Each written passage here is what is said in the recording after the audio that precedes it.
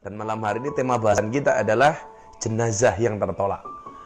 Kenapa saya bahas ini? Karena begitu banyak pertanyaan ke saya disuruh ngasih komentar, ngasih pendapat tentang beberapa tempat ada jenazah yang meninggal diakibatkan karena virus corona. Ini di mana-mana ditolak, di beberapa tempat itu ditolak.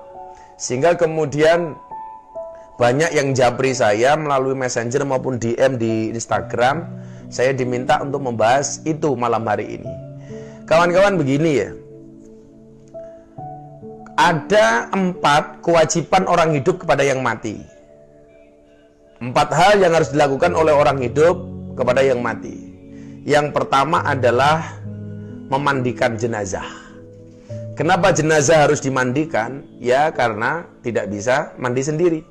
Maka Rasulullah Muhammad SAW pernah bersabda, an Ibni Abbas radhiyallahu anhuma, anna Nabiy sallallahu alaihi wasallam, Rasulullah Muhammad SAW qala, beliau bersabda, fil ladzi saqata an rahilatihi famata, yaitu tentang orang yang jatuh dari kendaraannya lalu ia meninggal. Aghsilu bima'in wasidrin wa kafinuhu fi saubihi, muttafaqun alaih. Mandikanlah ia dengan air, daun dan daun bidakara, dan kafanilah ia dengan 2 lembar kainnya. Jadi jenazah itu berat untuk dimandikan. Kenapa harus dimandikan? Yang jelas karena nggak bisa mandi sendiri. Yang pertama, dimandikan. Makanya kenapa saya selalu mengatakan kalau bisa kita itu menjaga kesucian, menggantung wudhu. Kalau bisa keluar dari rumah, entah itu berangkat sekolah, berangkat kuliah, bekerja, dan lain sebagainya, dalam keadaan posisi berwudu. Artinya apa? Kalau kemudian terjadi insiden di jalan, seperti sahabatnya Rasulullah yang saqata an rahilati famata, yang jatuh dari kendaraannya kemudian dia mati, itu mati kita dalam keadaan berwudu.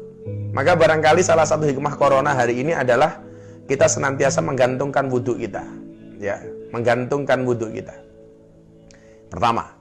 Jadi tolong wudu terus, mau tidur wudu, keluar rumah wudu, dan seterusnya. Batal wudu, dan seterusnya. Kewajiban yang pertama memandikan jenazah. Kemudian yang kedua mengkafani. Semua jenazah yang mati harus dikafani. Maka tadi Rasulullah mengatakan mandikanlah dia dan kafanilah. Maka kalau kemudian kita ingat lagunya Wali Songo, turi-turi putih. Turi-turi putih ditandur ning kebon agung. Turi-turi putih ditandur ning kebon agung. Ana cleret tiba nyemplung mbok ira kembange apa. Turi-turi putih. Sira kabeh kalian semua, turi-turi putih, tak tuturi, saya nasihati. Turi-turi putih ditandur ning turi-turi putih. Kamu semua saya kasih nasihat, saya tuturi. Orang itu kalau sudah meninggal dibungkus kain kafan rupanya putih, warnanya putih. Apakah hukum kain kafan warnanya putih? Apakah hukumnya wajib? Kita lihat. Wa an Ibni Abbas radhiyallahu anhuma. Diriwayatkan dari Ibnu Abbas radhiyallahu an. Anna Nabiy sallallahu alaihi wasallam qala. Sungguhnya Rasulullah Muhammad sallallahu alaihi wasallam bersabda, albasu min siyabikumul bayat fa innaha min khairin siyabikum wa kafinu fiha mautakum. Jadi Rasulullah Muhammad SAW, pakailah pakaian kalian yang putih. Kenapa? Karena itu adalah sebaik-baik pakaian. Dan kafanilah orang-orang yang meninggal dunia di antara kalian dengan pakaian itu. Tapi ingat, ini hukumnya sunnah. Jadi kain kafan warnanya putih itu hukumnya tidak wajib, tapi sunnah. Kalau kemudian Anda pengen mati kain kafan warnanya pink, boleh apa enggak? Boleh. Tapi malaikatnya paling batin. Wow. Kim Chil Man. Sunnah ya, enggak wajib. Kalau kemudian Anda mati besok minta kain kafan warnanya hitam, enggak apa-apa. Paling malaikatnya teriak, wow, pakai hitam siapa takut. Jadi enggak wajib. Warnanya putih. Warna hijau boleh.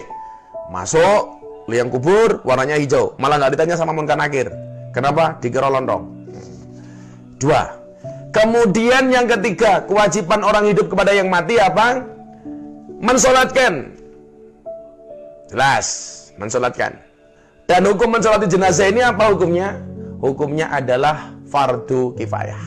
Artinya kalau ada orang lain yang mensolatkan, gugur kewajiban yang lain untuk mensolatkan jenazah itu. Beda kalau fardu ain. Kalau fardu ain ya semuanya wajib tanpa terkecuali. Tapi ini fardu kifayah. Kemudian yang keempat, kewajiban orang hidup kepada yang mati adalah menguburkan jenazahnya. 4. Memandikan, mengkafani, mensolatkan, menguburkan. Artinya semua orang yang meninggal dan dia beragama Islam, dia berhak untuk mendapatkan perlakuan yang istimewa ini dari yang hidup. Kalau ini kewajiban yang hidup, berarti hak yang mati. Lah, persoalannya kemudian adalah bagaimana kalau yang mati itu terkena virus corona? Apakah dia juga mendapatkan hak yang sama? Hak yang sama seperti yang lain? Saya jawab, walaupun dia matinya dalam keadaan kena virus corona, dia tetap mendapatkan hak yang sama untuk mendapatkan perlakuan 4 hal yang istimewa ini. Ya dimandikan, ya disolatkan, ya dikafankan, ya dimakamkan. Tentunya dengan memperhatikan protokoler medis yang berlaku. Artinya apa? Tetap dia mendapatkan perlakuan 4 hal ini dengan ketentuan medis yang barangkali para dokter, para juru rawat itu yang lebih tahu bagaimana harus dilakukan. Makanya kemudian hari ini kalau kemudian kita menolak, perlu Anda ingat, pernah nggak kebayang kalau Anda hari ini menolak orang dimakamkan gara-gara dia kena virus corona? Kalau seandainya itu terjadi dengan keluarga Anda, kalau seandainya yang mati kena virus corona itu Anda, anak Anda, istri, keluarga, orang tua, dan lain sebagainya. Pernah nggak kita berpikir sejauh itu? Bahwa yang meninggal ini adalah keluarga kita. Kalau seandainya itu terjadi kemudian ditolak, betapa sakitnya kita itu. Jadi, sebelum menolak itu saya pikir Anda perlu berpikir lebih jauh lah. Ya Allah, nanti kalau sampai saya menolak, jangan-jangan yang kena musibah itu keluarga saya. Dan itu terjadi pada diri Anda. Lah ya modar bro itu loh. Makanya jangan gampang kemudian alasannya nolak dan sebagainya. Saya sampaikan tetap diterima, lakukan 4 hal ini kepada yang meninggal, tapi yang gue mau perhatikan protokoler medis yang berlaku gitu loh. Yang berlaku. Medis sudah ngeruat jenazah, sebaik mungkin ditutup, begitu dibawa pulang jangan dibuka lagi, kemudian langsung dimakamkan. Kan ini bagus itu loh. Kenapa kemudian kita tolak? Bahkan kemarin saya melihat sebuah video itu memaki-maki jenazah. Wah, itu corona gini. Itu sangat menyakitkan bagi almarhum dan keluarga almarhum. Pernah nggak itu terbayang kemudian yang terjadi dengan keluarga kita? Maka kawan-kawan begini ya, sahabat-sahabat saya begini ya. Yang kita musuhi itu virusnya, bukan orangnya. Virusnya kita musuhi, kita lawan bareng-bareng, bukan orangnya. Bahkan banyak pendapat ulama hari ini yang mengatakan orang yang meninggal gara-gara wabah ini, gara-gara virus ini, dia mati dalam keadaan syahid akhirat. Artinya apa? Besok dia masuk surga bighairi hisab, walaupun beda dengan syahid dunia. Kalau syahid dunia itu karena badannya hancur, tidak harus dimandikan dan lain sebagainya. Begitu luar biasanya ini. Kenapa kemudian kita tolak? Maka kawan-kawan yang saya muliakan, yuk, nggak ada yang pernah minta supaya mendapatkan virus ini. Ya kecuali kemarin ada oknum anggota DPRD yang pengen, mana virus corona saya makan. Wah, ya lumrah lah kalau dia teriak-teriak seperti itu. Ada oknum DPRD yang mengatakan, saya nggak takut dengan corona, sini saya makan, tak untale. Nah, saya mikir, oh yo, kalau dia mau nguntal virus corona ya lumrah sih. Wong aspal ya diuntal, watu ya kolu, semen nggih gawe losmen ya lumrah. Kalau dia mau nguntal virus corona, ya mergo biasa nguntal sing ora-ora ya lumrah wae. Kok enggak ya? Harusnya jadi anggota DPRD itu ya ngasih contoh, Anda itu aparat, malah teriak-teriak enggak karu-karuan. Jadi, kawan-kawan begitu ya. Saya harapkan tidak ada lagi hari ini orang yang menolak pemakaman jenazah yang meninggal gara-gara virus corona.